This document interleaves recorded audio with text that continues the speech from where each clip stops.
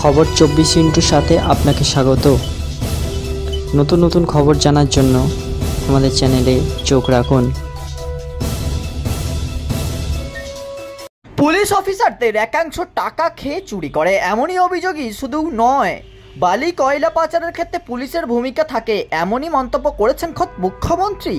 আর তার কয়েক ঘন্টার মধ্যেই সাসপেন্ড করা হলো বরাবনী থানার ইনচার্জ সাব ইন্সপেক্টর মনোরঞ্জন মণ্ডলকে। বৃহস্পতিবার রাতেই তাকে সাসপেন্ড করেছেন Asansol Durgapur police commissionerate CP Sunil Kumar Chowdhury. তবে কি মুখ্যমন্ত্রী পুলিশকে নিয়ে মুখ খোলার পরেই শুরু হলো অ্যাকশন, শুরু হয়েছে জল্পনা। যে সাসপেনশন নোটিশ দেওয়া হয়েছে এসআইকে, সেখানে অপেশাদার আচরণের অভিযোগ তোলা হয়েছে, ফলে ঠিক কী কারণে সাসপেন্ড করা হলো তা নিয়ে জল্পনা রয়েই যাচ্ছে।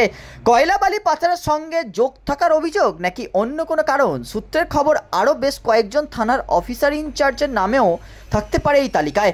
আপাতত মনোরঞ্জন মণ্ডলকে সাসপেন্ড করা হলো। মুখ্যমন্ত্রী মমতা বন্দ্যোপাধ্যায় দাবি করেছেন, কয়লা বা বালি চুরির ক্ষেত্রে তৃণমূল নেতাদের নামে অভিযোগ উঠলেও আদতে টাকা খেয়ে চুরি করছে পুলিশ বা সিআইএসএফের একাংশ। তিনি স্পষ্ট বলেন, এটা আমি বরদাস্ত করব না। উল্লেখ্য, কয়েকদিন আগেই এই মনোরঞ্জন মণ্ডলের বিরুদ্ধে গুরুতর অভিযোগ ওঠে। বিরোধী দলনেতা শুভেন্দু অধিকারী এক্স স্যান্ডেলে ছবি পোস্ট করে অভিযোগ তোলেন, বরাবনী থানার ওসির ঘরে কেক কেটে জন্মদিন পালন করা হচ্ছে তৃণমূল ব্লক সভাপতি অসিত সিংয়ের। এমনকি সেই ছবিতে দেখা যায় ওসি নিজের হাতে কেক কেটে খাইয়ে দিচ্ছেন তৃণমূল নেতাকে। তবে এই সাসপেনশনকে সেভাবে গুরুত্ব দিচ্ছেন না বিরোধীরা। সিপিএম নেতা সুজন চক্রবর্তী বলেন, কয়লা ধুলেই কি সঙ্গে সঙ্গে ময়লা চলে যায়? তার দাবি, টাকা খাওয়ার ব্যবস্থায় অংশীদারি হয়েছে পুলিশ, আর এখন 2-3 জনকে সাসপেন্ড করে বাকিদের বাঁচানোর চেষ্টা চলছে। ব্যুরো রিপোর্ট, খবর 24/7।